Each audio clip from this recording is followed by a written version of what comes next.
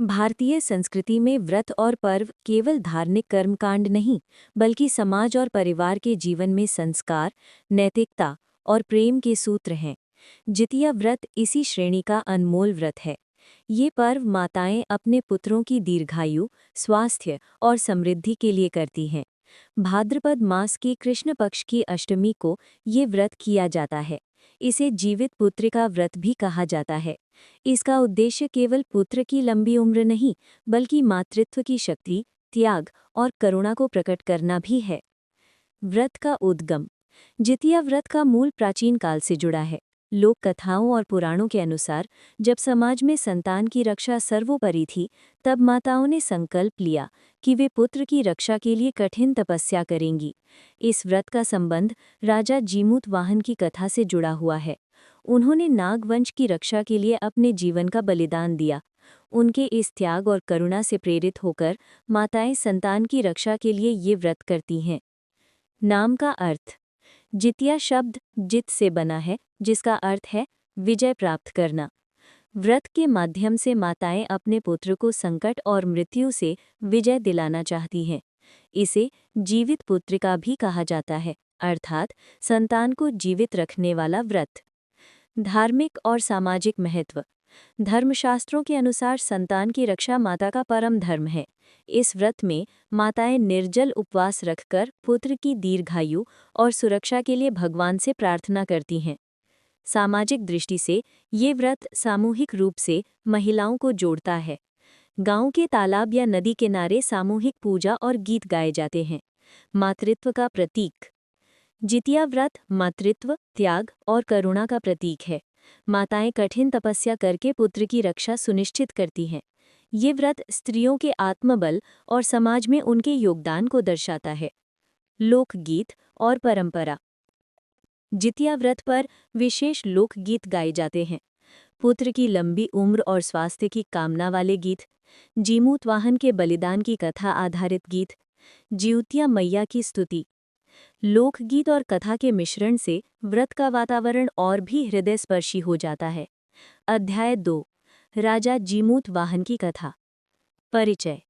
प्राचीन काल में विदर्भ देश में शल्य वंश का एक धर्मनिष्ठ और वीर राजा था, जीमूत वाहन। बचपन से ही वो दयालु और न्यायप्रिय था। उसका जीवन केवल प्रजा की भलाई और धर्म पालन में व्यतीत होता था। नाग और गरुड़ का संघर्ष। पुराणों के अनुसार नागवंश और गरुड़ के बीच शत्रुता थी। हर दिन गरुड़ एक नाग को भक्ष्य बनाता। नागवंश के लोग भय और पीड़ा में जीते। नाग माता की शोक कथा। एक दिन जीमूत वाहन ने देखा कि एक नागिन अपने पुत्र की रक्षा के लिए विलाप कर रही थी। उसका पुत्र गरुड़ के भक्ष्य बनने वाला था। ये दृश्य देखकर राजा का हृदय करुणा से भर गया। जीमूत वाहन का त्याग। राजा ने संकल्प लिया कि वो स्वयं नाग को बचाने के लिए अपना जीवन बलिदान करेगा। उसने स्वयं को लाल वस्त्र में लपेटकर गरुड़ के सामने प्रस्तुत किया। गरुड़ ने जब उसे पकड़ लिया, राजा ने प्रतिरोध नहीं किया। उसकी निस्वार्थ भावना देखकर गरुड़ आश्चर्यचकित हुआ। गरुड़ का परिवर्तन। गरुड़ ने पूछा, तुम कौन हो जो भय के बिना स्वयं को बलिदान करने आए हो? राजा ने सत्य बताया और कहा, मैं मानव हूँ, परंतु मैं इस नागपुत्र की रक्षा के लिए अपने जीवन का त्याग करना चाहता हूँ। गरुड़ उसकी करुणा और त्याग से प्रभावित हुआ और प्रण किया कि अब वो नागों का वध नहीं करेगा। कथा का संदेश। करुणा सबसे बड़ा धर्म है। त्याग से ही जीवन में विजय मिलती है। माताएं इसी कथा से प्रेरणा लेकर अपने पुत्र की रक्षा के लिए जितिया व्रत करती हैं। व्रत की पूर्व तैयारी। जितिया व्रत में सफलता पाने के लिए पहले से तैयारियां करना आवश्यक माना जाता है। इसके तहत महिलाएं सप्तमी को विशेष स्नान और शुद्ध भोजन करती हैं। ये दिन मानसिक और शारीरिक तैयारी का होता है। स्नान। सुबह जल्दी उठकर गंगा या किसी शुद्ध जलाशय में स्नान करना। शुद्ध भोजन। सात्विक भोजन जैसे हल्का भात, कद्दू या फल। मन की शुद्धि। परिवार और बच्चों के कल्याण की भावना से संकल्प लेना। अष्टमी का व्रत। अष्टमी को व्रती माताएं निर्जल उपवास रखती हैं। दिन भर पानी और भोजन से परहेज करना आवश्यक होता है। सुबह स्नान करके शुद्ध कपड़े पहनना। हाथ में दूब, दीपक और पूजा सामग्री लेकर व्रत स्थल पर जाना। पूजा स्थल पर माता जीमूत वाहन की प्रतिमा स्थापित करती हैं। पूजा सामग्री: दूब घास जो पवित्रता का प्रतीक है, लाल कपड़े और फल, दीपक और धूप, मिट्टी से बनी जीमूत वाहन या नाग प्रतिमा। पूजा विधि: स्नान और शुद्धिकरण, नदी या तालाब में स्नान करना, कथा श्रवण, जीमूत वाहन और नाग कथा सुनना। संकल्प: पुत्र की लंबी आयु और सुरक्षा हेतु संकल्प लेना। पूजा और आराधना: प्रतिमा के सामने दीपक जलाना, फूल अर्पित करना। भजन और लोकगीत: ज्योतिया मैया के गीत गाकर व्रत को पवित्र बनाना। नवमी का पारण: नवमी को ब्राह्मण और बच्चों को भोजन कराना, पारण करने के बाद स्वयं भोजन ग्रहण करना। ये दिन व्रत का अंतिम और शुभ दिन माना जाता है। व्रत का आध्यात्मिक महत्व: पुत्र की रक्षा और दीर्घायु की कामना। मातृत्व और त्याग का प्रतीक: जीवन के हर संकट में पुत्र की सफलता सुनिश्चित करने का उपाय। लोक परंपरा और सांस्कृतिक प्रभाव: क्षेत्रीय मान्यता: जितिया व्रत का प्रचलन मुख्य रूप से निम्नलिखित क्षेत्रों में है। बिहार, यहाँ इसे ज्यूंतिया कहा जाता है। गांव और कस्बों में सामूहिक रूप से मनाया जाता है। झारखंड, आदिवासी समाज में भी ये व्रत लोकप्रिय है। पूर्वी उत्तर प्रदेश, गोरखपुर, देवरिया और बलिया क्षेत्र में बड़े उत्साह से मनाया जाता है। नेपाल, तराई क्षेत्रों में माताएं पुत्र की लंबी आयु के लिए यह व्रत करती हैं। लोक गीत और कथाएं: व्रत के दिन महिलाएं विशेष गीत गाती हैं। संतान की लंबी उम्र के लिए गीत जैसे बेटा हमारे दीर्घायु हो, सुख समृद्धि का जीवन पाओ। कथा आधारित गीत: जीमूत वाहन के बलिदान और करुणा पर आधारित गीत। स्थानीय देवी देवता की स्तुति जैसे ज्योतिया मैया की महिमा गाने वाले गीत। इन गीतों और कथाओं से व्रत का वातावरण भक्तिपूर्ण और उत्साहपूर्ण बन जाता है। सामाजिक और सांस्कृतिक प्रभाव: गांव में महिलाएं तालाब या नदी किनारे सामूहिक पूजा करती हैं। सामूहिक गीत और कथा श्रवण से स्त्रियों में भाईचारा और एकता का विकास होता है। ये व्रत केवल परिवार तक सीमित नहीं रहता, बल्कि समाज के सांस्कृतिक जीवन का हिस्सा बन जाता है। व्रत और मातृत्व का प्रतीक: जितिया व्रत मातृत्व की शक्ति और त्याग का अद्भुत उदाहरण है। माताएं अपने पुत्र के लिए कठिन तपस्या करती हैं। ये व्रत पुत्र की दीर्घायु, स्वास्थ्य और सफलता का प्रतीक बन गया है। आधुनिक समाज में प्रभाव: शहरी और ग्रामीण दोनों क्षेत्रों में व्रत का महत्व कम नहीं हुआ है। ये व्रत मातृत्व, करुणा और पारिवारिक मूल्यों के संरक्षण का साधन बन गया है। सामाजिक मेलजोल और सामूहिक संस्कृति को बढ़ावा देता है।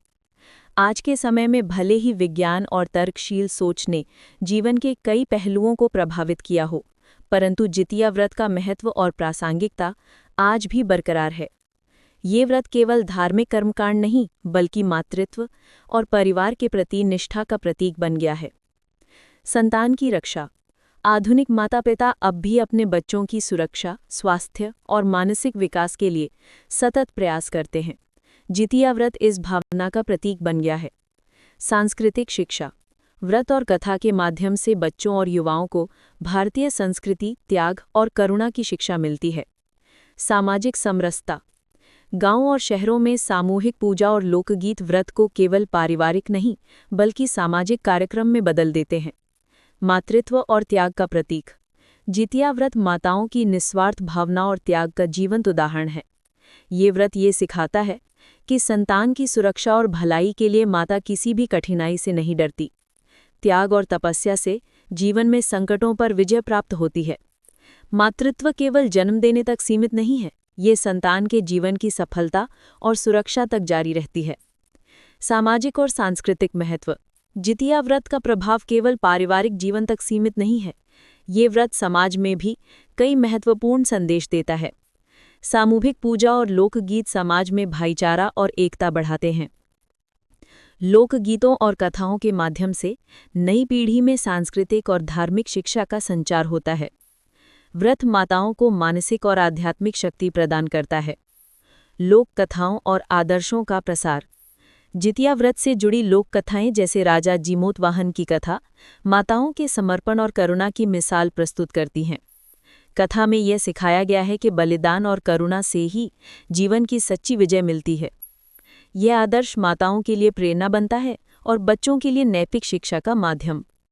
आधुनिक समाज में भी माताएं इस कथा को सुनाकर बच्चे में गुण, नैतिकता और सहानुभूति विकसित करती हैं। निष्कर्ष: जितिया व्रत केवल एक धार्मिक परंपरा नहीं है, ये मातृत्व, करुणा और त्याग का उत्सव है। ये व्रत माताओं की निस्वार्थ भावना और पुत्र के प्रति अटूट प्रेम का प्रतीक है। इसमें जीमूत वाहन की कथा और नाग गरुड़ के प्रसंगों के माध्यम से ये संदेश मिलता है कि बलिदान और करुणा से ही जीवन की सच्ची विजय प्राप्त होती है। आधुनिक समय में भी ये व्रत परिवार और समाज को जोड़ने, सांस्कृतिक मूल्यों को बनाए रखने और मातृत्व के महत्व को प्रदर्शित करने का सर्वोत्तम साधन है। अंत में जितिया व्रत हमें ये सिखाता है कि सच्चा प्रेम और त्याग केवल माताओं में नहीं, बल्कि हर उस व्यक्ति में होता है जो अपने प्रियजन की भलाई के लिए कठिनाइयों का सामना करता है।